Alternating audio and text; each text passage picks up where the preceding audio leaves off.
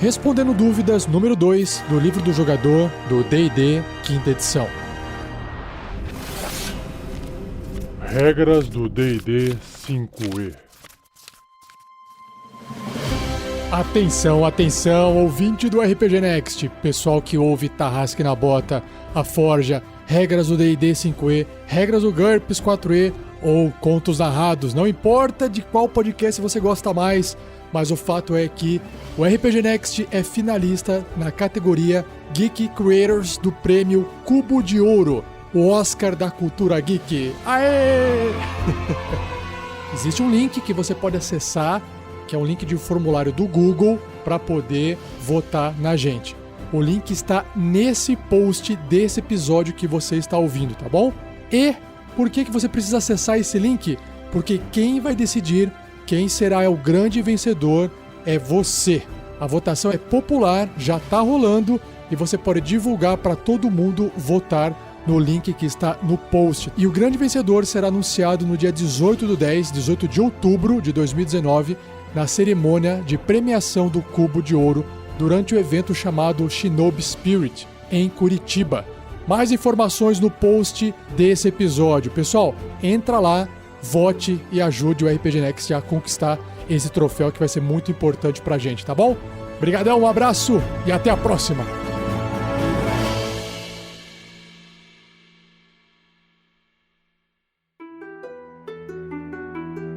Uma produção RPG Next. Seja bem-vinda, seja bem-vindo a mais um Regras do D&D 5e. Eu sou o Rafael47 e nesse episódio irei responder mais dúvidas que foram enviadas para o RPG Next através de nossos posts, formulários e redes sociais que os jogadores e os ouvintes têm sobre o livro do jogador do RPG Dungeons & Dragons quinta edição. Então, vamos lá!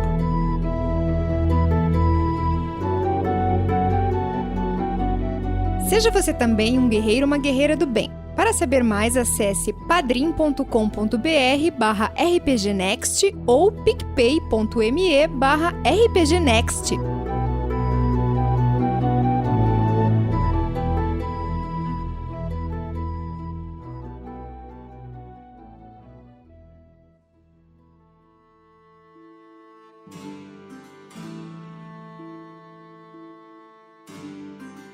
A primeira dúvida foi enviada através do formulário do site e quem perguntou foi o Diogo Pietrani, idade 39 anos, com a profissão de economiário, essa é nova para mim, na cidade de Nova Friburgo, estado do Rio de Janeiro. País, Brasil, claro. Assunto, tem uma dúvida. Amigos, mais uma vez preciso da ajuda de vocês. Estou tendo problemas com um mestre e um jogador que não chegam a um acordo sobre a manobra ataque desarmante do guerreiro. O cara que realiza a manobra diz que, se ele derrubar, ele pode pegar a arma do adversário do chão no exato momento em que a manobra acontece. O mestre diz o contrário. Ele lê que não pode pegar e que o cara que foi desarmado pode pegar a arma de volta por ser uma ação simples que não gasta ataque ou movimento. Por favor, só vocês para resolverem esse problema. Chapolin Colorado.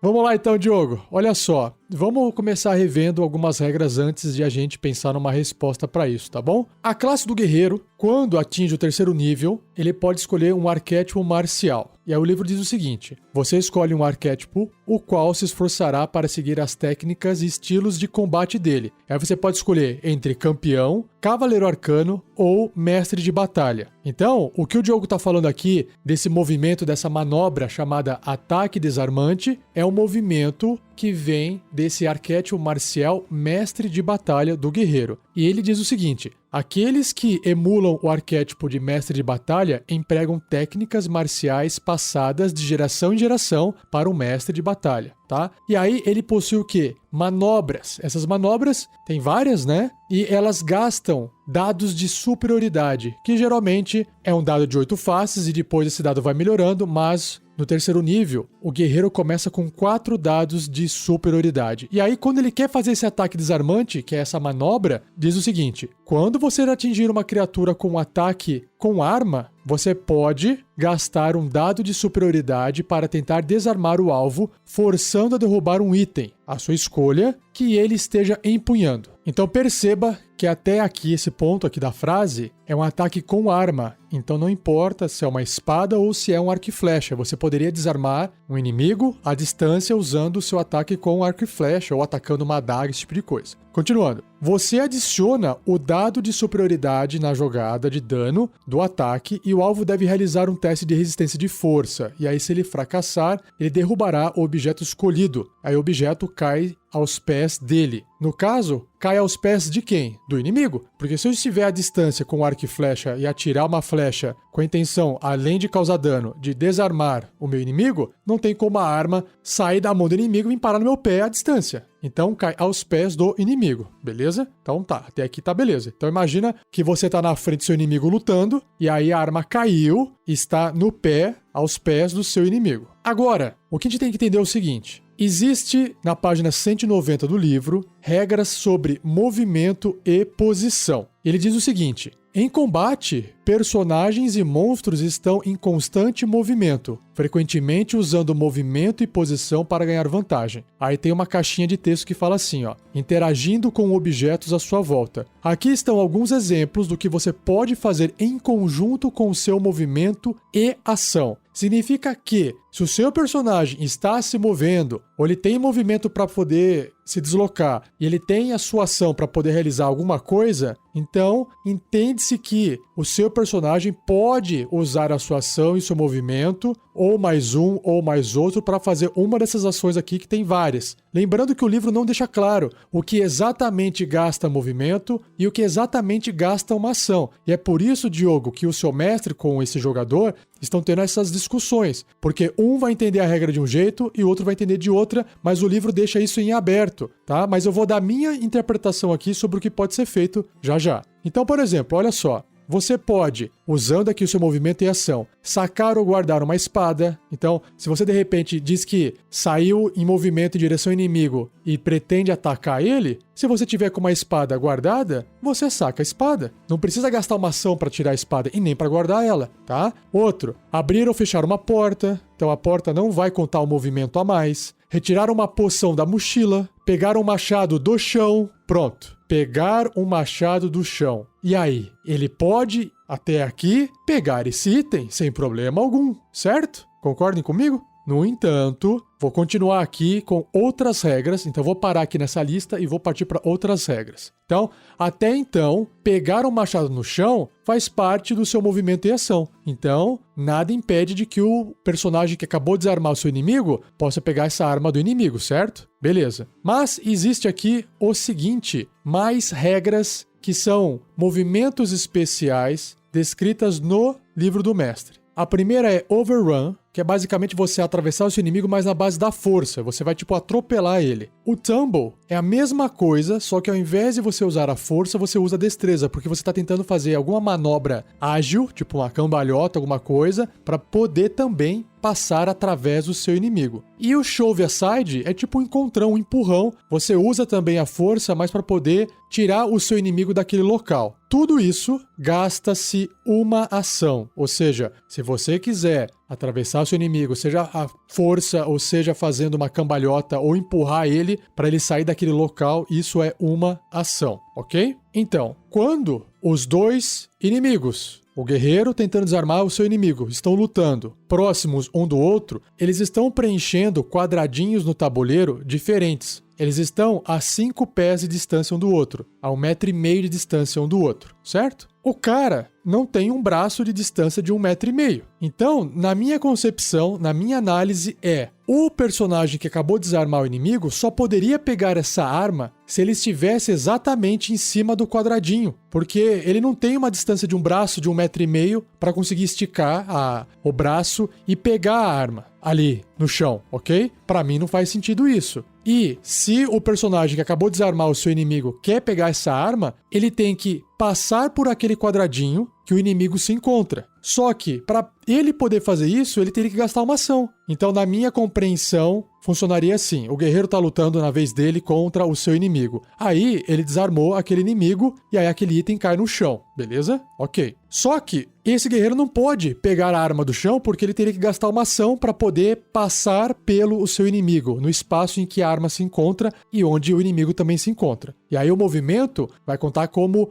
um local, né, um quadradinho de movimento de terreno difícil. O movimento é dobrado. Beleza. Só que aí é a vez do inimigo. E na vez do inimigo, ele pode, na sua vez, pegar a arma do chão e voltar a lutar. Aí você fala assim, porra, mas aí pra que serve esse ataque? Qual que é a vantagem desse ataque, certo? Se eu tô desarmando ele, depois ele pode pegar a arma de volta. Claro, vai depender de uma série de fatores. Ele pode estar sendo desarmado, sei lá, num local que a arma pode cair num buraco, ele pode soltar alguma coisa no chão e aquela coisa no chão se quebrar, ou ele perde o poder do item que ele tá segurando na mão. Mas lembre-se também que o guerreiro tem mais uma habilidade, chamada Surto de Ação. A partir do segundo nível, você pode forçar o seu limite para além do normal por um momento. Durante seu turno, você pode realizar uma ação adicional juntamente com sua ação e possível ação bônus. Então, o que eu faria, se fosse mestre, e o que eu falaria para os jogadores chegarem no acordo sim. Olha, é o seguinte, não tem como você pegar a arma ali no pé do inimigo, porque você teria que passar pelo inimigo, ou você teria que estar no mesmo quadradinho que o seu inimigo se encontra, ok? Então resolve assim. Agora, o guerreiro quer mesmo assim tentar pegar. Então fala assim, ó,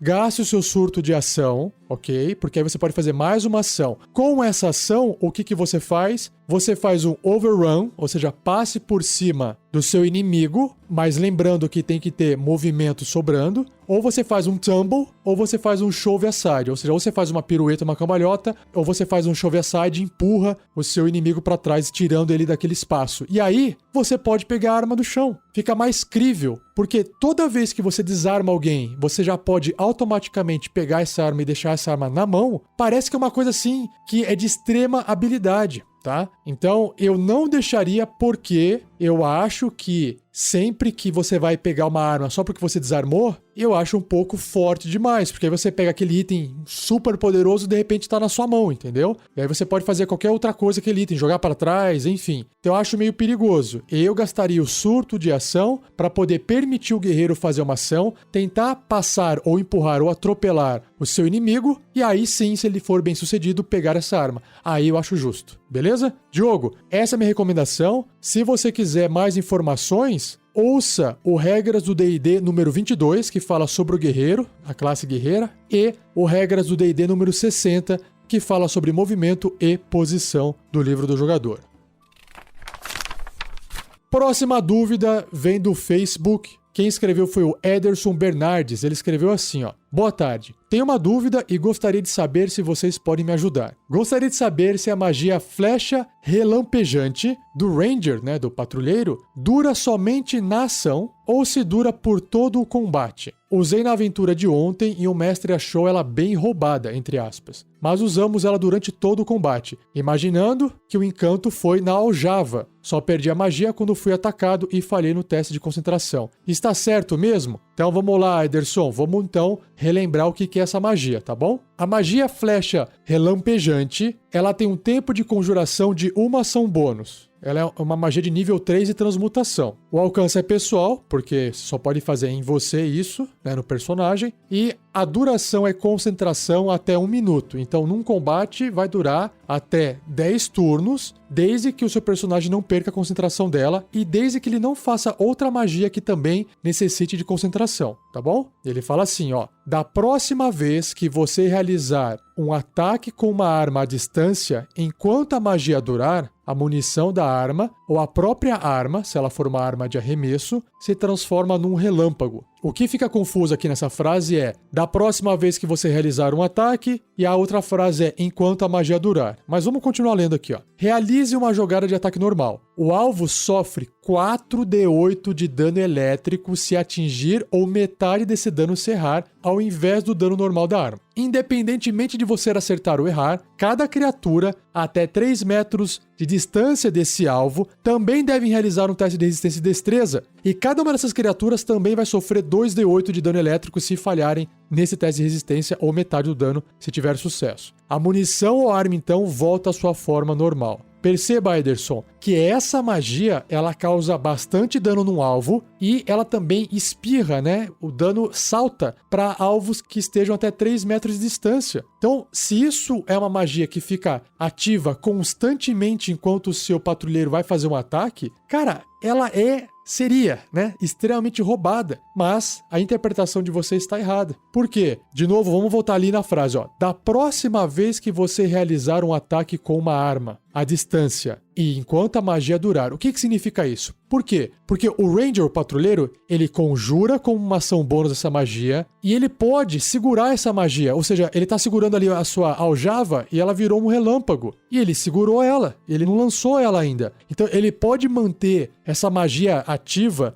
por 1 minuto, certo? Só que a partir do momento que ele fizer o próximo ataque, por isso que é da próxima vez que você realizar um ataque, aí a frase volta lá. A munição ou arma, então, volta à sua forma normal. Você realizou o ataque, Ederson, a magia vai se resolver e a arma ou munição vai voltar à sua forma normal, entendeu? Basicamente é isso. Continuando, a próxima dúvida foi escrita no YouTube, no nosso canal do YouTube, e quem escreveu foi o Rê Pimenta. Lá no episódio 87, no episódio de dúvidas número 1, ele escreveu assim: Olá, Rafael, aqui é Renato Pimenta. Nosso grupo tem uma dúvida sobre a magia lentidão, que diz que a criatura afetada faz um teste de resistência no momento da magia e no seu outro turno. Somente no turno e não nos turnos subsequentes, como todas as outras magias de duração. Exemplo, Coroa da Loucura diz que no fim de cada turno, a criatura afetada faz um teste no fim de cada turno dela. Esta é a única magia com esta leitura. Lentidão diz somente no outro turno e não no fim de cada turno. Confunde um pouco, mas vamos lá que eu já vou ler a magia. A leitura diz só no outro turno, mas ficamos em dúvida sobre essa magia. Obrigado e parabéns pelo belíssimo trabalho. Valeu, Rê. Vamos lá então. Ó, a gente tem que ler e interpretar de novo a magia lentidão. Magia lentidão, uma magia de 3º nível de transmutação. Por que eu tô falando o nível dela aqui? Porque quanto maior o nível, mais forte é a magia. E aí você, jogador, sabe dizer e medir um pouquinho se aquela magia tá muito forte ou se aquela magia tá muito fraca. Geralmente magias de níveis altos têm que ser mais fortes, certo? Então vamos lá. Essa magia, ela tem um tempo de conjuração de uma ação, então o conjurador, na vez dele, vai gastar a ação para fazer magia e não vai poder fazer mais nada que necessite de uma ação, ok? A duração da magia é concentração até 1 minuto, então vai durar, pelo menos em combate, 10 rodadas, ou 10 turnos. Vamos lá. Qual é a diferença entre rodada e turno? Só para deixar claro. O turno é a vez do personagem em uma rodada. Então, se você tem 10 personagens jogando que rolaram iniciativa, quando os 10 personagens jogarem, ou seja, quando 10 personagens realizarem o seu turno, fechou uma rodada, ok? E aí começa uma nova rodada, onde cada personagem vai ter novamente um novo turno, beleza?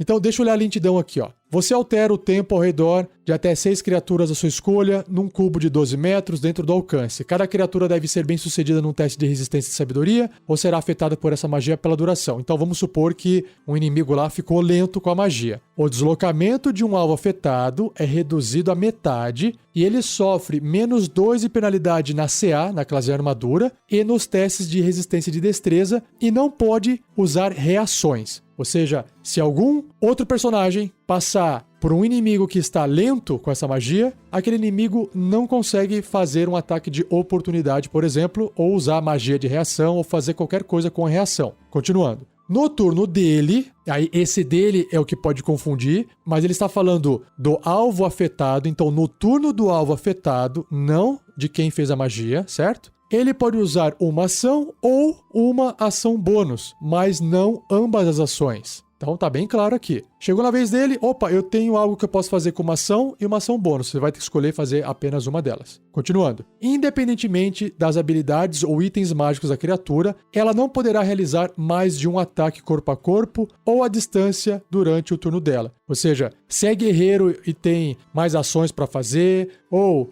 Se tem, por exemplo, 2 armas, uma em cada mão, não vai fazer 2 ataques. Resumindo, a lentidão vai limitar o número de ataques da criatura para uma ação ou uma ação bônus. Se a criatura tentar conjurar uma magia com tempo de conjuração maior do que uma rodada, porque tem algumas magias que têm esse tempo, jogue um D20. Se sair 11 ou mais, ou seja, 50% de chance disso acontecer, a magia não surte efeito até o próximo turno da criatura e a criatura deve usar a sua ação nesse turno para completar a magia. Se ela não puder, a magia é perdida. Em outras palavras, você tem 50% de chance de não conseguir completar uma magia que tem um tempo de conjuração maior do que uma rodada, porque você tá meio lento e aí você se desconcentrou e não conseguiu finalizar a magia. Agora, se você tirou 11 ou mais nesse D20, você ainda usa sua ação no seu turno, completa a magia e ela vai funcionar, ok? Então ela começou no seu turno, passou uma rodada, voltou pro turno, né, da criatura que tá lenta e ela completa a magia gastando de novo a ação dela. Agora, para finalizar a lentidão, uma criatura afetada por essa magia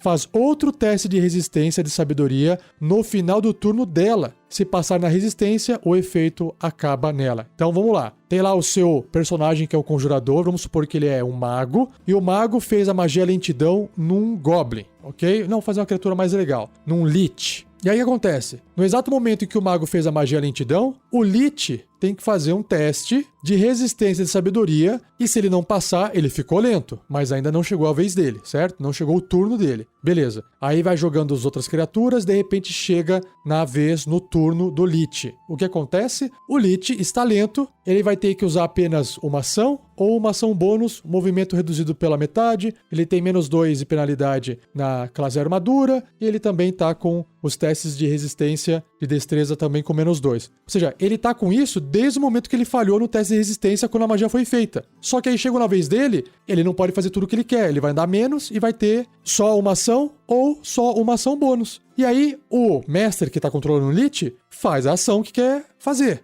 E aí vai encerrar o turno do lich, porque o lich já não tem mais nada para fazer. Ele faz um novo teste de resistência de sabedoria. Se ele passar, a lentidão já funcionou de qualquer forma, certo? Só que aí ele se livra do efeito da lentidão. Agora, se ele falhar, ele continua lento. Deu para entender? Ele continua lento enquanto o mago está mantendo a magia usando a concentração dele. Porque se ele também interromper a magia ou perder a concentração, a magia lentidão para de funcionar. Ficou claro, Rê Pimenta? Tudo bem? Agora, Rê, você comentou da magia chamada Coroa da Loucura. Vamos ver então a Coroa da Loucura aqui, para ver se ela é parecida, se ela é igual à lentidão. Coroa da Loucura também é uma magia que tem que ser mantida com concentração, ou pelo menos pode ser mantida até 1 minuto, a mesma coisa. E a forma que ela funciona é muito parecida em termos mecânicos, apenas o efeito vai mudar, né? Um humanoide à sua escolha, que você possa ver dentro do alcance da magia, deve ser bem sucedido num teste de resistência e sabedoria, ou ficará enfeitiçado por você pela duração. E aí, enquanto o alvo estiver enfeitiçado, dessa forma, uma coroa retorcida de ferro dentado aparece na cabeça dele e a loucura brilha em seus olhos. Essa criatura enfeitiçada deve usar a sua ação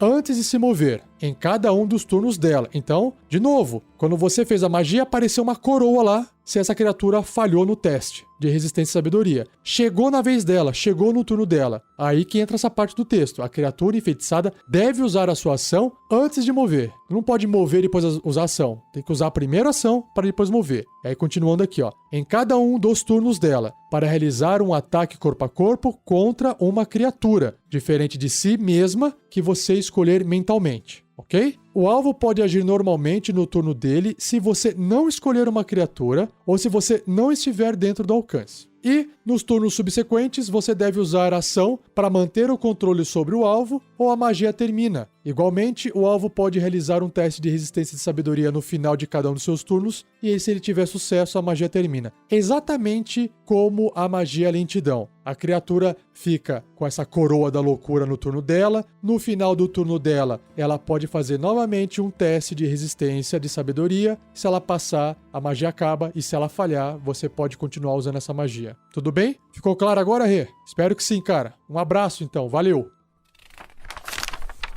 Novamente, eu tenho uma dúvida do Diogo Pietrani, só que agora ele escreveu lá no episódio 21 do Regras do D&D 5e, da classe Druida, e ele escreveu assim: Opa, bom dia, povo! Surgiu uma dúvida muito pertinente sobre o druida. Se ele estiver na forma de um animal que tenha menos de 100 pontos de vida e for alvo da magia de nível 9, chamada Palavra de Poder Matar, ele morre? Então, antes de responder essa pergunta, Diogo, vamos entender o que você escreveu aqui, ó. Então, vamos relembrar uma habilidade do druida, que é a seguinte: quando você se transforma, você assume os pontos de vida e dados de vida da criatura. Quando você reverte a sua forma normal, você retorna ao número de pontos de vida que tinha antes de se transformar. Porém, se você reverter como resultado de ter caído a 0 ponto de vida, todo o dano excedente será transferido para a sua forma normal. Por exemplo, se você sofrer 10 pontos de dano em forma animal e tiver apenas 1 ponto de vida restante, então, por exemplo, se você se transformou num lobo, e aí você só tem 1 ponto de vida na forma do lobo, ok? Você reverte para a forma do seu personagem original, vamos supor que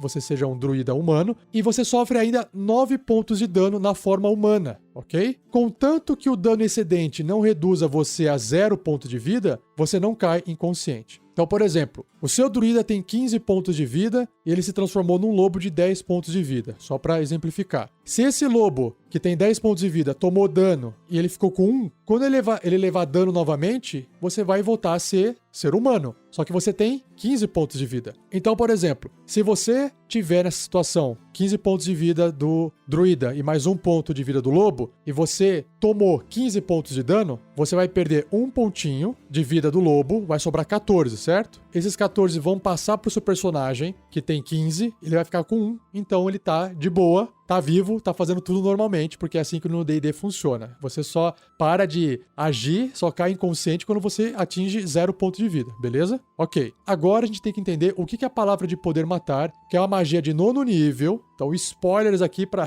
episódios futuros. Ela diz o seguinte, ela é curtinha, ó. Ela tem um tempo de conjuração de uma ação, o alcance 18 metros, componentes verbal e ela é instantânea. E como é que ela funciona? É assim, ó. Você profere uma palavra de poder que pode compelir uma criatura que você possa ver, dentro do alcance da magia, que são os 18 metros, a morrer instantaneamente. Você tá tipo apontando assim um dedo, na verdade você não tá nem apontando o dedo, você só tá falando, porque componentes verbais, né? Você não precisa nem mexer o braço, você só fala do tipo, morra, ou você vai morrer, morra agora, não importa. Ela tem que estar a 18 metros. E você tem que estar vendo ela, tá? Ela não precisa nem conseguir te ouvir. É você que tem que conseguir falar. Ela não precisa nem te entender também, tá bom?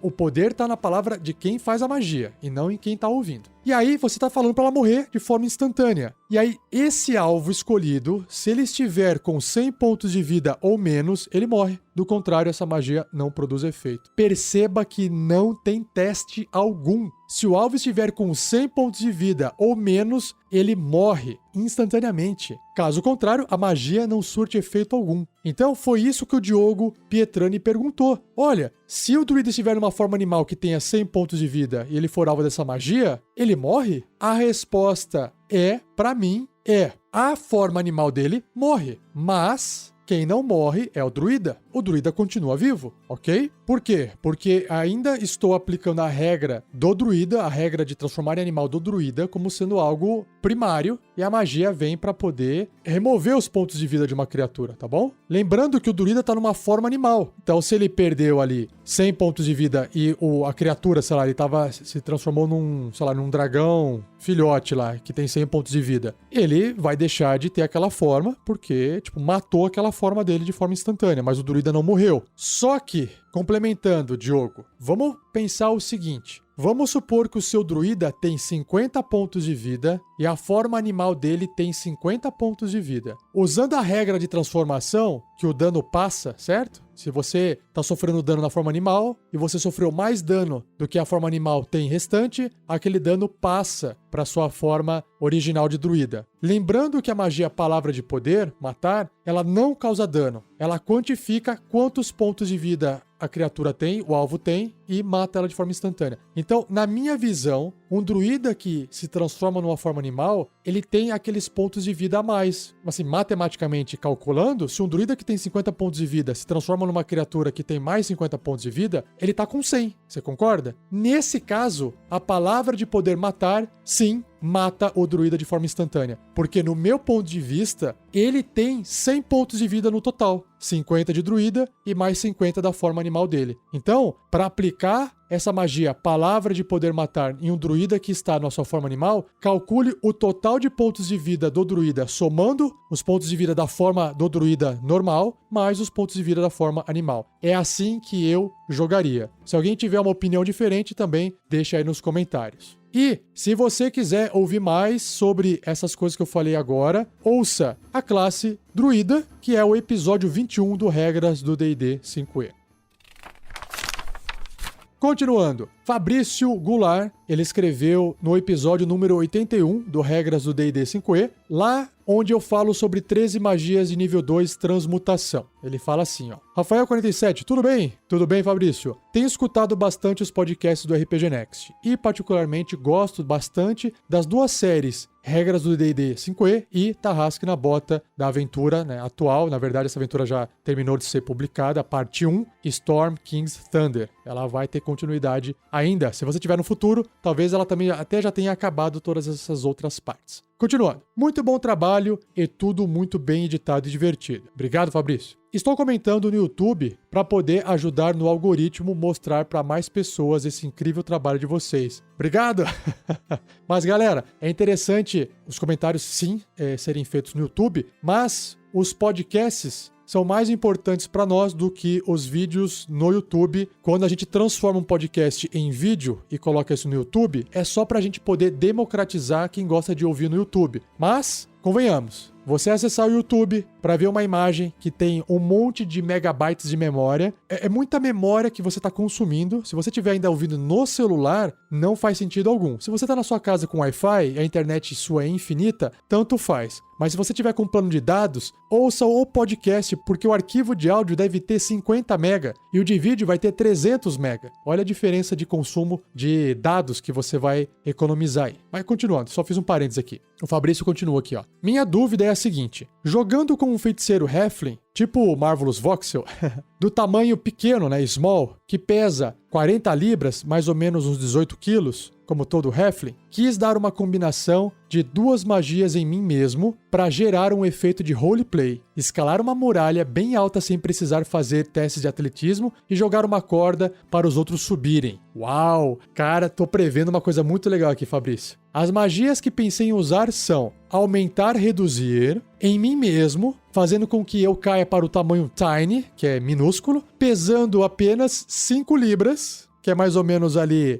uns 2 quilos e alguns gramas, combinando com o truque mão mágica, que carrega até 10 libras. Olha só. E aí, ele escreveu, né? Eu entendi que com essa combinação eu poderia voar, entre aspas, por 9 rodadas com o efeito de aumentar e reduzir, já que as duas levam uma ação para ativar, alcançando até 270 pés de deslocamento vertical, já que eu não deixei o raio de ação do truque. O truque, no caso, é a magia mão mágica. O mestre não entendeu assim. Para ele, o deslocamento contaria apenas como horizontal e acabamos a discussão. Por isso, gostaria de escutar a sua interpretação das magias citadas, se você concorda com o mestre ou se teria outra interpretação. Abraços. Vamos lá. Muito legal esse e-mail. E, olha, deixa eu só bater palma aqui, ó. Fabrício, você tá de parabéns. Que ideia genial. Que ideia fantástica. Gente, jogar RPG não é a mesma coisa que jogar videogame. Não é a mesma coisa que jogar board game. Porque no board game ou no videogame, geralmente as coisas são planas. Acontecem no 2D, no chão, né? Claro que se você tem um FPS, um jogo de tiro, você pode tirar pra cima, né? Jogos que são 3D, você tem o espaço 3D. Mas você tá jogando ali o RPG no tabuleiro, você acha que o mundo é 2D. Não, gente, o mundo é 3D. Uma bola de fogo é uma bola de fogo e não é um círculo de fogo. É por isso que ela tem um raio, ok? E é um raio da esfera. Quando você lê a parte de magias, ela descreve o volume que a magia alcança. Então, por exemplo, não é um quadrado, é um cubo, é um objeto tridimensional, é um volume. Não é, por exemplo, um triângulo, é um cone. Ou seja, o mundo é 3D. Então, você pode voar para frente, para trás, para cima, para baixo, para qualquer lugar que você quiser. Se você quer se deslocar para cima, tudo bem. Senão, você entraria dentro d'água e você não poderia jamais afundar. Você só pode nadar para frente, não pode afundar. Ah, eu quero pegar o negócio lá no chão. Não posso, porque eu tô na água flutuando. Então, primeiramente, o mundo é 3D e não tem nada que impeça de você voar para cima.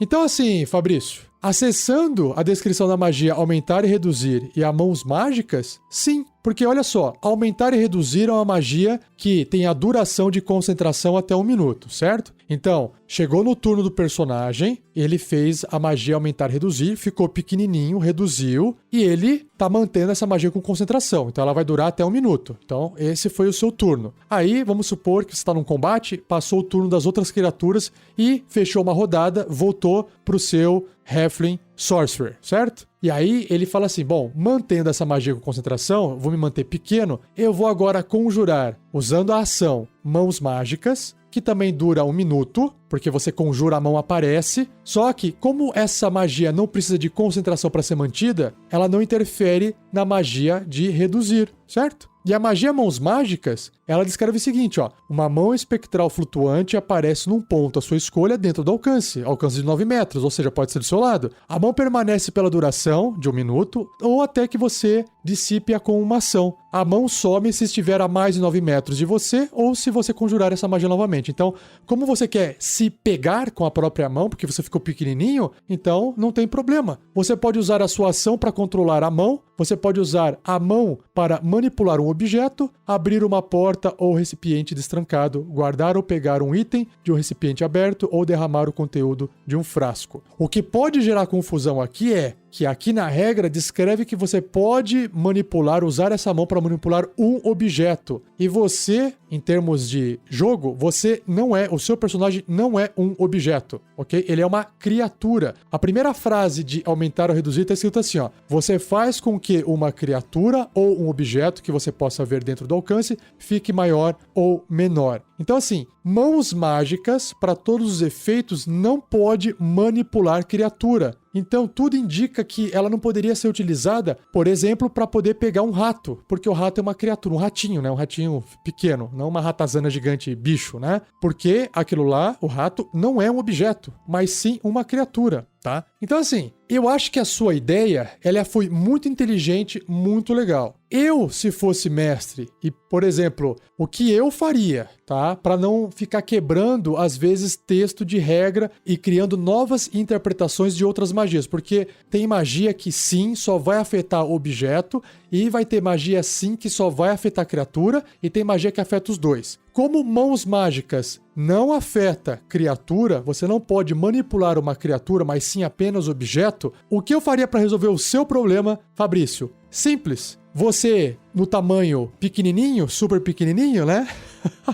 Tiny, você pode subir em cima de um pires, certo? Você fica em pezinho em cima de um pires, ou em cima de um prato, de um disco, ou qualquer coisinha que você possa ficar em pé. E essa mão vai pegar esse pires e vai levantar. Resolveu o seu problema, você estará voando com as suas mãos mágicas e no seu tamanho reduzido. Perfeito? Cara, você pode mover a mão até 9 metros a cada vez que você usa ela, ou seja, a cada 30 pés. Como você vai conseguir fazer isso durante 9 turnos? 9 vezes 9, 270 metros. Perfeito. Parabéns, Fabrício, mais uma vez. Legal, curti muito. Próxima dúvida, ela foi escrita por Mercury, ou Mercury, depende da pronúncia. E a mensagem foi enviada no episódio 48 do Regras do D&D 5e, que fala sobre ferramentas, montarias e veículos. E o Mercury escreveu assim: tem uma dúvida. E se um cavaleiro possui o talento Investida Poderosa, ele poderia usufruir do efeito desse talento, que requer uma disparada, mesmo estando montado? Então são duas coisas: talento Investida Poderosa e o efeito que esse talento tem, chamado disparada, né? Vamos ver aqui, ó. Vamos ler então primeiro essas habilidades aqui. Investida poderosa. Quando você usa a ação de disparada, o que significa a ação de disparada? Você, no seu turno, do seu personagem, né? Você tem o seu movimento e uma ação. Então você se moveu e você quer pegar a sua ação e fazer de novo um movimento. Isso é a disparada. Você pode mover novamente o seu movimento. Então, você pode usar a sua ação bônus para realizar um ataque corpo a corpo com arma ou para empurrar uma criatura. Então, para todos os efeitos matemáticos do jogo,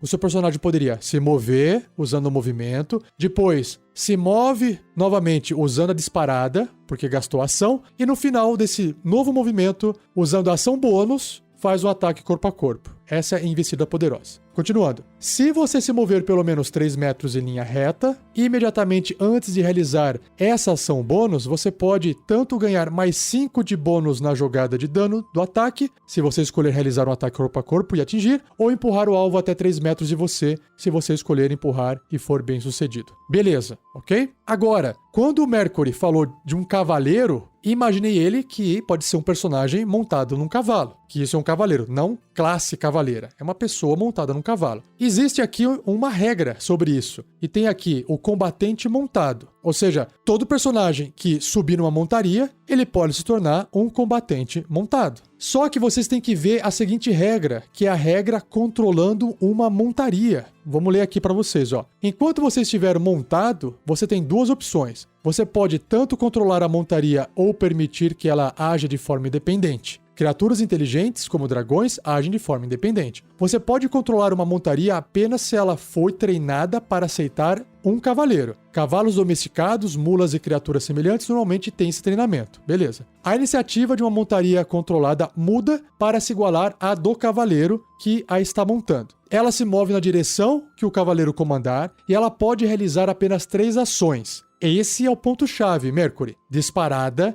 desengajar e esquivar. Ela não pode realizar investida poderosa. Continuando. Uma montaria controlada pode se mover e agir inclusive no mesmo turno em que foi montada. Uma montaria independente mantém sua posição na ordem de iniciativa. Ter um cavaleiro não restringe as ações que a montaria pode realizar e ela move e age como desejar. Ela pode fugir do combate, correr para atacar e devorar adversários gravemente feridos ou agir contra a vontade do cavaleiro. Isso é uma montaria independente, tipo inteligente. Em qualquer um dos casos, se a montaria provocar um ataque de oportunidade, enquanto o personagem estiver sobre ela, o atacante pode escolher você ou a montaria como alvo. Esse trechinho aqui não importa pra gente. Mas, respondendo o Mercury, olha só, investida poderosa é um talento do personagem e não da montaria. Eu não posso aplicar investida poderosa na montaria porque quem está correndo é a montaria e não eu. Deu para entender? Então, eu como mestre não permitiria um personagem com talento investida poderosa usar essa habilidade, esse poder, estando montado com a montaria, a não ser que a montaria receba treinamento e essa montaria possa saber investir para que o personagem possa realizar esse ataque poderoso uma vez montado. Mas aí, isso é outra história para uma outra discussão, beleza? Tem até que pesquisar. Imagino eu que talvez existam outros livros, talvez, eu não sei, que eu não consegui ver todos os livros do D&D ainda, né? Que tenha essa habilidade, talvez, de quem esteja montado. Regras especiais para quem esteja montado, novas habilidades para quem estiver montado, para poder usar esses ataques poderosos enquanto montado. Beleza, Mercury? Se você quiser mais informação sobre isso, ouça o episódio 52 do Regras do D&D 5e chamado Talentos, ou o episódio 63 e o episódio 64, que é Combate Montado e Submerso.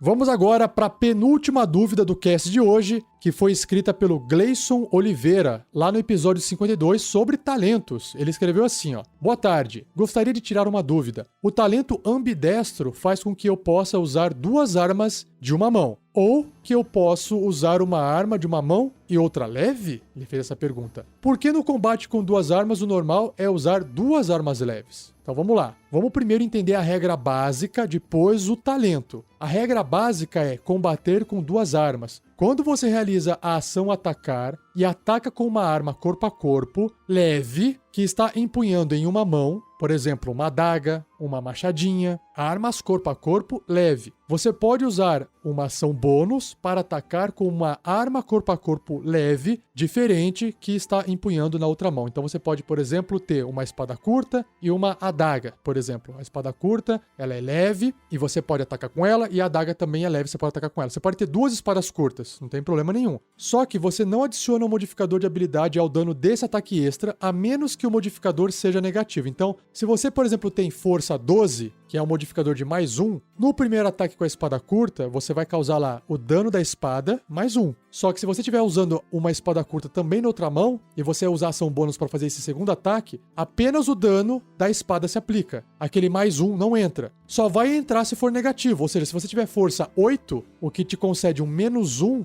nos danos, nesse caso você vai aplicar menos 1 no dano depois que você rolar o ataque da arma. Então se você tirou 1 no dado, menos 1, 0, tá bom? Bom, continuando aqui, ó. Se a arma possuir a propriedade arremesso, por exemplo, uma adaga pode ser arremessada, uma machadinha pode ser arremessada. Você pode arremessá-la em vez de realizar um ataque corpo a corpo com ela. Isso que é legal. Imagina você com uma espada curta e uma adaga. Você tá lutando, perfurando lá seu inimigo, faz 2 ataques, beleza, só que de repente você fez o primeiro ataque com a espada curta e por algum motivo você matou aquele inimigo ou você não quer mais atacar ele. Você pode usar a sua ação bônus para fazer o ataque com a adaga, só que você pode arremessar essa adaga em outro alvo. E ele não diz que tem que ser sempre esse segundo ataque contra o mesmo alvo. Pode ser contra qualquer outro alvo. Isso que é mais legal. Inclusive, você pode se mover. Então você tá lá lutando com a criatura na sua frente, você atacou ela com a espada curta e aí matou. Você pode se mover, chegou perto de outra criatura e você faz um ataque corpo a corpo com outra arma usando ação bônus. Deu pra entender? Agora, o que o Gleison quer saber é o talento ambidestro, porque ele modifica essa regra de combater com 2 armas, ele melhora. Vamos lá. Você dominou o estilo de luta com 2 armas ganhando os seguintes benefícios. São 3 benefícios. O primeiro, você ganha mais 1 de bônus na classe de armadura enquanto estiver empunhando uma arma corpo a corpo em cada mão. Beleza, então você tem mais 1 de defesa.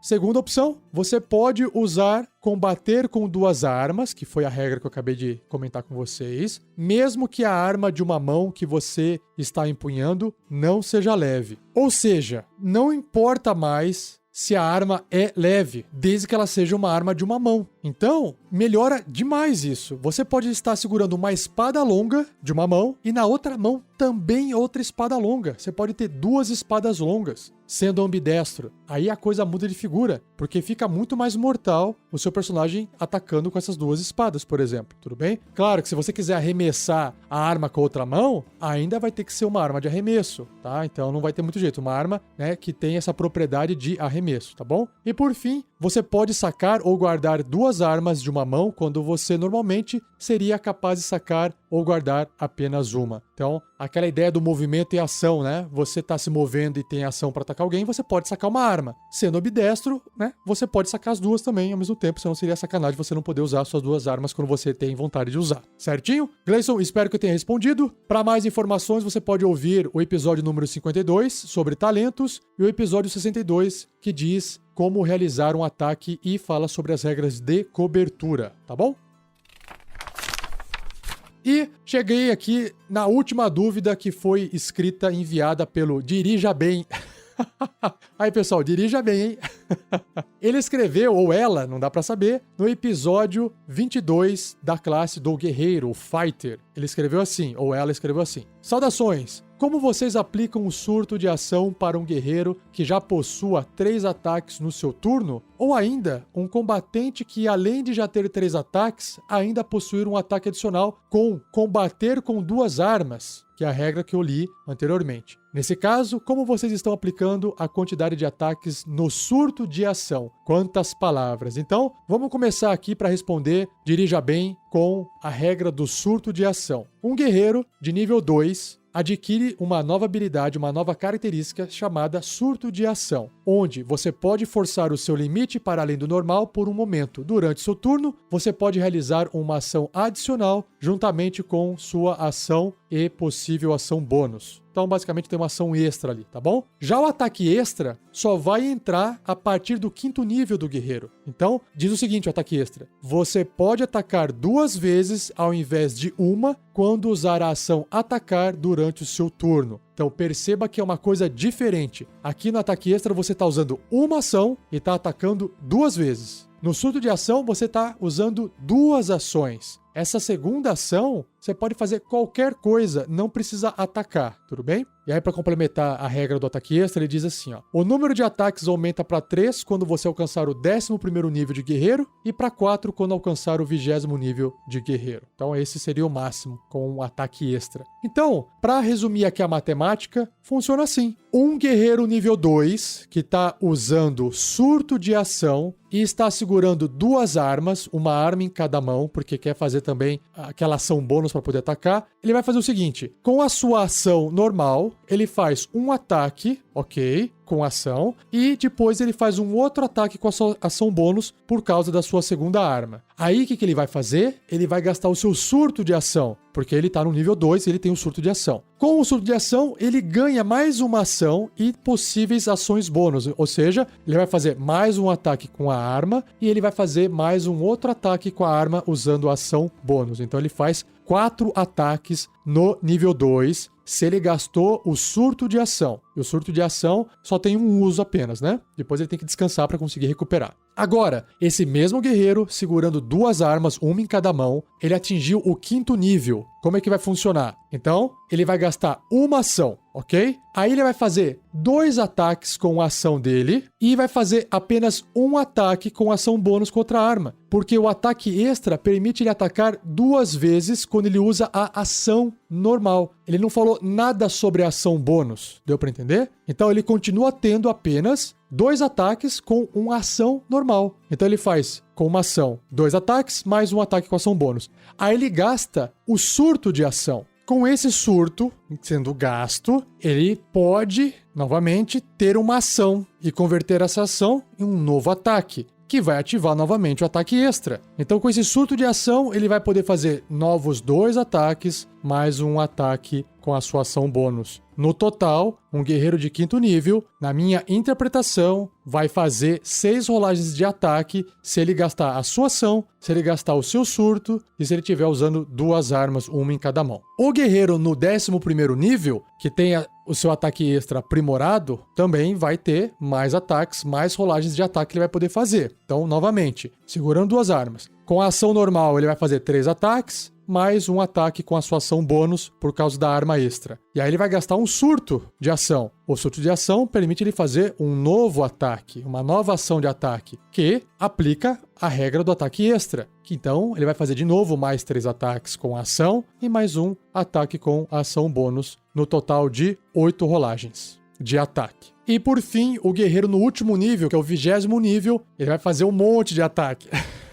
Ele vai ter uma ação, né, para poder fazer 4 ataques, mais o ataque com ação bônus. Depois ele gasta o seu surto, se ele tiver, e faz novamente 4 ataques, mais uma ação bônus com a outra arma, somando um total de 10 rolagens de ataque. É muita coisa, mas convenhamos, esse é um guerreiro de nível 20. Um mago, quando tiver no nível 20, vai fazer um monte de coisa também, fodida. Abrir portal para outro plano, falar a palavra morra e a pessoa morrer na hora. Então, um guerreiro dá 10 rolagens de ataque não parece ser uma coisa extremamente poderosa perto dos poderes de todos os outros personagens que vão ter no jogo quando chegar no nível 20. Beleza? Essa é a minha interpretação. Deixa aí escrito o que você acha dessa interpretação. Talvez seja polêmico essa matemática aqui, né? Dirija bem, muito obrigado e continue aí na estrada dirigindo bem.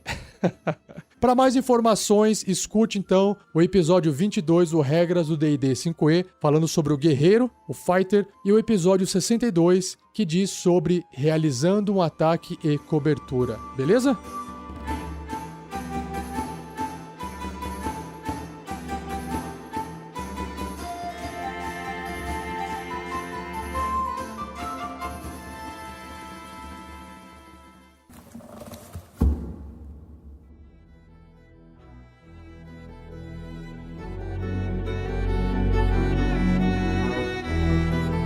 Ufa, terminei!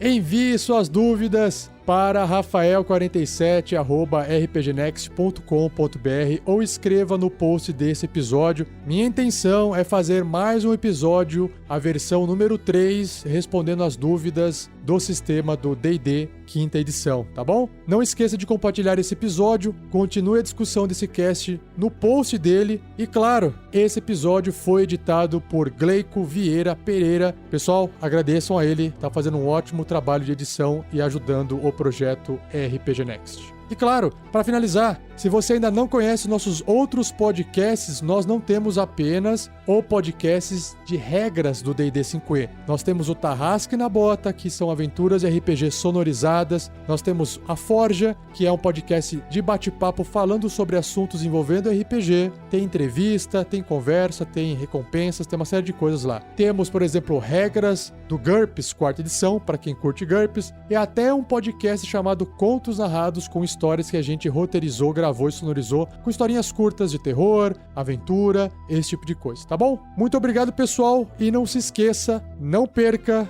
o próximo episódio, onde eu irei falar para vocês, finalmente, as magias de 6º nível, começando com 7 magias entre as escolas de abjuração, adivinhação e encantamento. Beleza? Um abraço, obrigado e até o próximo episódio.